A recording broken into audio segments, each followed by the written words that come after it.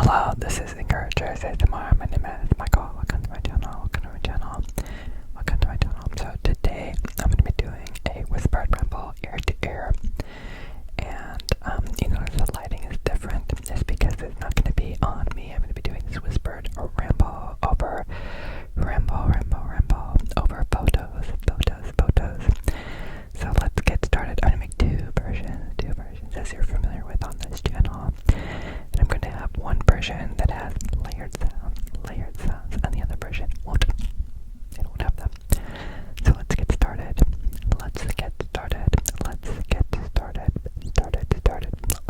Photos. I'm going to show you the photos. I'm not going to just describe them while the camera is on me. That would be quite a bummer. Quite a bummer. I can repeat that word. Bummer. We do not want to have that. We do not want any bummers. Let's get started.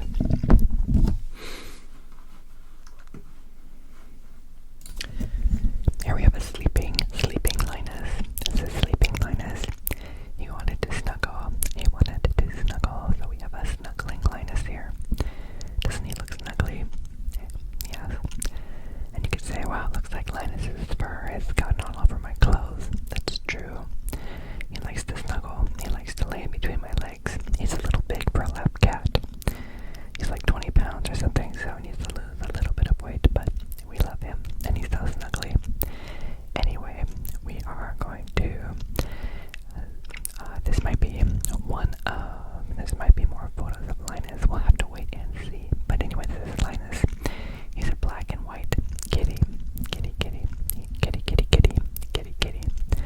He's 6 years old, so he's almost a senior kitty. Same age as Coco.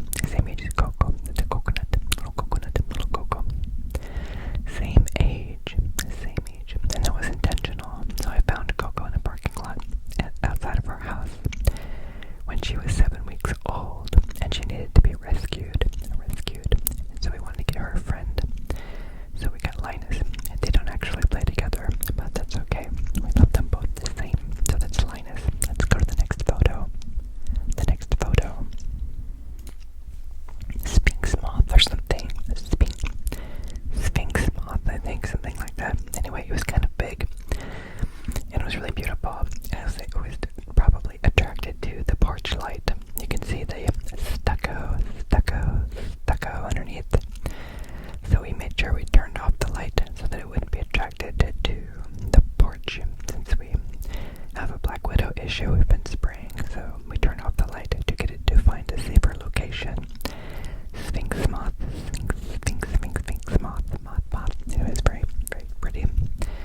Very pretty. So that's that one. Let's move on to the next photo. There's Mount Diablo from our walk. So when the sun is out late enough, or if we do it on the weekend, or during the summer, if it's not too hot, we like to go for a walk around the neighborhood and for a few miles. And so one of the places we go to on the top of the hill allows us to have a view of Mount Diablo. You're probably thinking, why wouldn't you walk to the end of the road and get a photo without the light pole? Yes, that's true. But then you'd have to walk across the road and do that. And I have done that for other photos. So stay posted. You can see there's some sort of cattle in the background on the left. There's some cattle down there. They're really small. That's because they're far away. It's distance. The mountain is also pretty big, but it's far away. Again,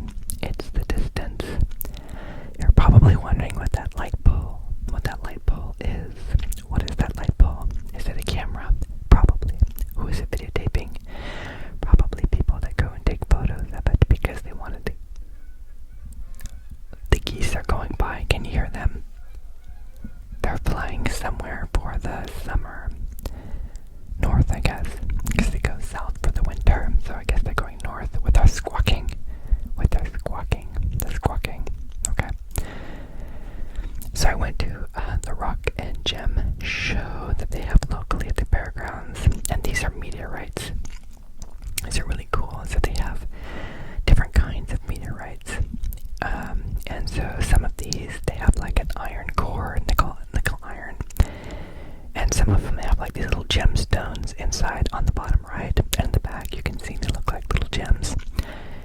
You can see the prices are like $600, $500, very expensive, $300, very expensive for these. They call them palisite meteorites, and there's some other ones too. Anyway, this person had a very, very large collection of meteorites. Very cool. Yeah. Also over budget for most of those. So sharing them with you because I think they're really neat. See God's handiwork and all his creation. Very interesting. All the beauty that's hidden inside of these rocks. It's really neat. So the next one is more meteorites. Now, when they etch them with acid, you can see that they have an etching pattern. There's a pattern in there that is that's unique to meteorites, where there's a crystallization pattern forming, and that's a crisscross pattern. So it's really cool to see that. So it's very evident in these meteorites. So some really neat samples of things here. So very cool to be able to see that. Reminds me of the Borg from Star Trek. They have all the like the little cubes with all the piping on it and stuff. Anyway, very neat. Further in the Rock and Gem show, there were some raw rocks like turquoise, various kinds of turquoise, and calcinerite. I'm probably not pronouncing it correctly. I don't think I can pronounce a bunch of these. Like perovskite, our new loader, calcinerite or something. Anyway, good luck pronouncing those in a repeated words session. Repeated words like calcinerite, or Prince Barsite. Good luck. Moving on. These are amethyst, so they were probably in some kind of a geode or something. Sometimes you see those really big geodes that are really big. These look like fragments of some of those, and they look really cool. On the far left, you can see some labradorite. I like that. I like labradorite. It looks kind of iridescent with different rainbow colors. Little more dark, very dark compared to an opal, and opals tend to be more translucent. Labradorite has the colors, but it's not as deep. It doesn't. You can't see it through it like an opal. So anyway, this is some amethyst. Very cool.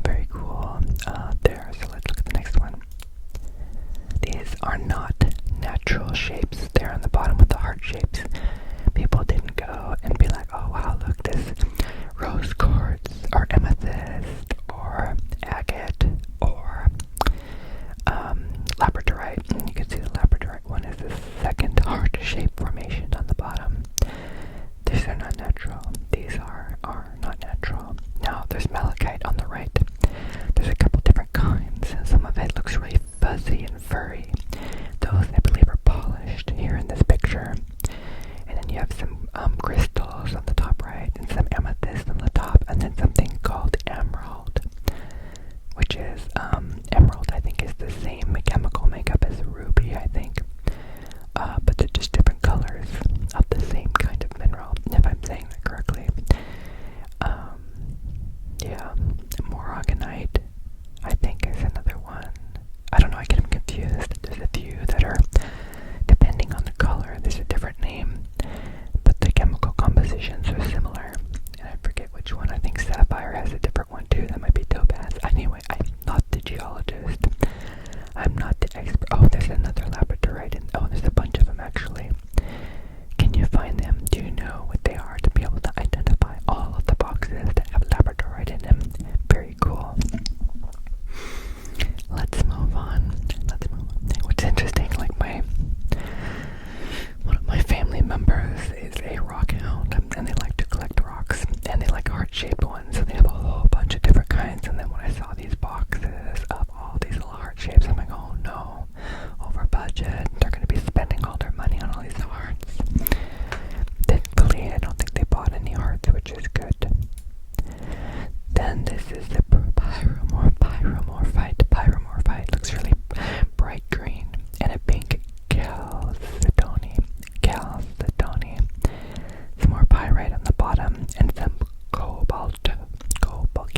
azurite.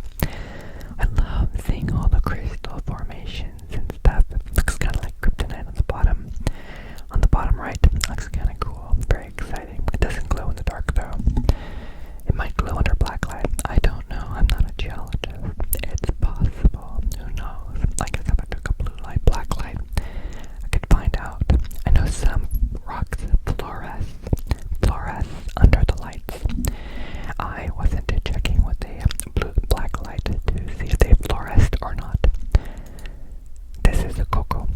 This is little coconut. Little cocoa. This is little kokoshi. This is a very, very, very rare situation where you see little cocoa.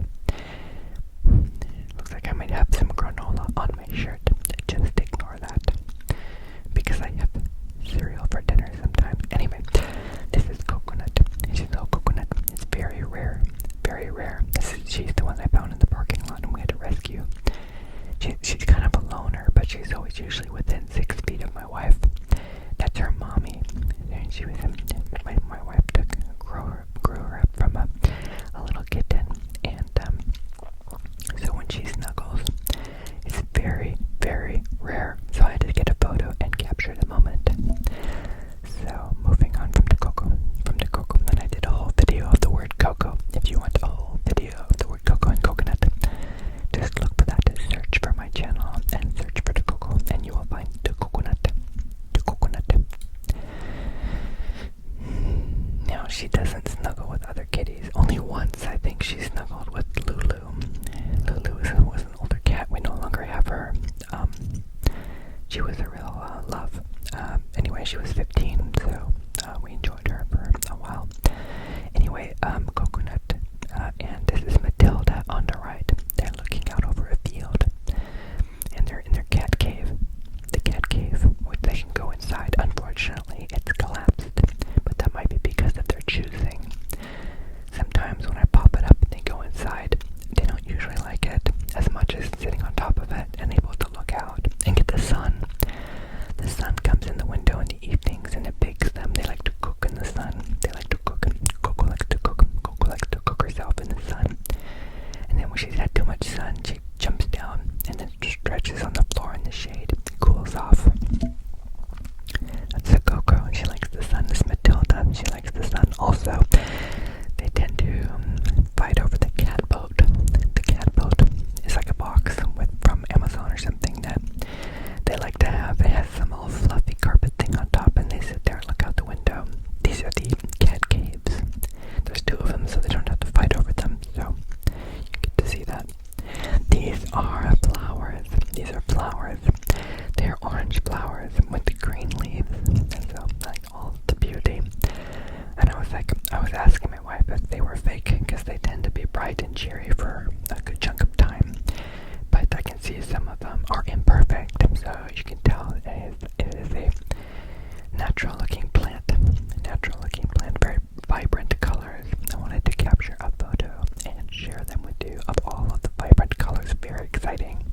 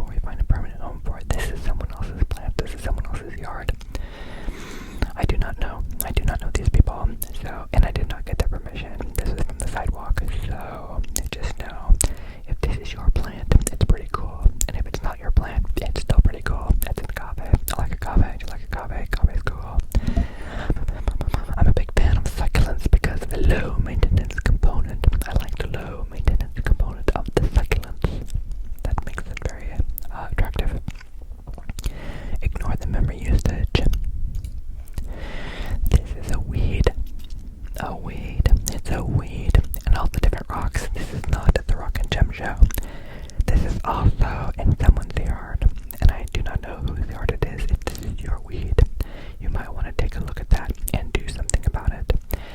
It's kind of like the wild grass, so this kind of springs up in the middle of the lawn where it looks like it's grass, but then it's kind of different. Then it's kind of like, I think the schoolyards, a lot of the schoolyards have a lot of this where it's been taken over by mostly this stuff. It's not as attractive because it gets all spindly. It's not very consistent, and it gets tall, and parts of it are hard, and it's just not the same. Anyway, it's weird. I was looking at the leaf on the bottom left, and I was like, it looks like a winery cork label, and I'm like, is that a cork? I think it's just the etching of bugs or something, or the veining of the leaf that makes it look like a cork. And you're like, what are you talking about, Michael? What are you talking about? On the bottom left, above the shadow, there's a small leaf that looks like it's a label for a winery or something, but it is not. I think it's natural. Let's move on. You're like, actually, Michael, before you move on, can you tell me about the different rocks in this photo? Which ones are rose quartz? Which ones are composite? Which ones? I have no idea. You're asking the wrong person. You need to ask the rock hound in my family, because I do not know. Are they sedimentary? Are they metamorphic? I have no idea. Let's move on. So this is overlooking the city, and up in the background you can hardly see it, but those look like clouds, or actually snow on the Sierra Nevadas. This is looking towards Yosemite. So those mountains are like 80 miles away, I think, 60 to 80 miles or something. So they're pretty far away, but it was kind of a clear day, and you can kind of see that there's mountains there. It's pretty cool. Ignore the power line. Power line on the top. Ignore the power line. Ignore the power line. Power line. They make a buzzing sound when you walk. It's a high voltage kind. Thankfully, most of the power lines are underground, which is nice around here. But the big ones, like on the left and on the top, are high voltage ones that run through the city and go somewhere else. Look at all the solar panels. It gets so hot here during the summer. Running the air conditioning in the homes probably don't have a whole lot of insulation, so it can get ridiculously expensive to run electricity for AC. So solar panels are a must. A must. So this is some kind of lavender or something purple. It's kind of green and purple. It's really pretty. Not my plant, but it is my shadow. So that's me down there. You can see I have hands, and what looks like my head has been replaced by a disc. That's my hat. I try to protect myself from the sun because I will burn to a crisp instantly. Anyway, let's move on. I just think it was really pretty. We know that the bees pollinators like these kind of plants, and they tend to be very good with California drought. So California drought resistant plants are very popular. If you notice, all the succulents and other things, there tend to be a lot of those types of yards here because water is expensive and they get rationing and stuff because California doesn't get a lot of rain here. In the Bay Area, in the San Francisco Bay Area, not a lot of rain, although we did have some rain recently.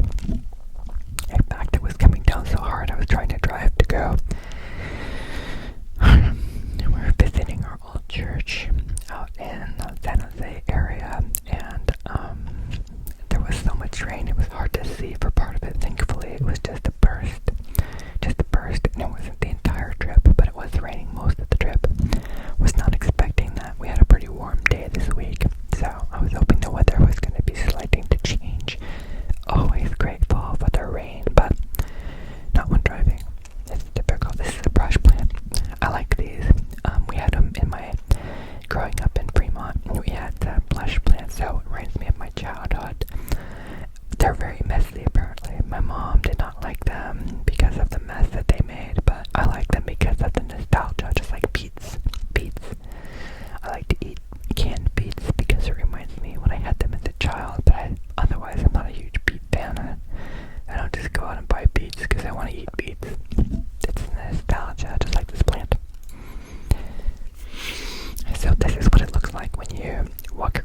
tree to make it an effort to get the photo of Mount Diablo. You can get the photo without all of the power, all the lights and the cameras and the signs and all the warnings.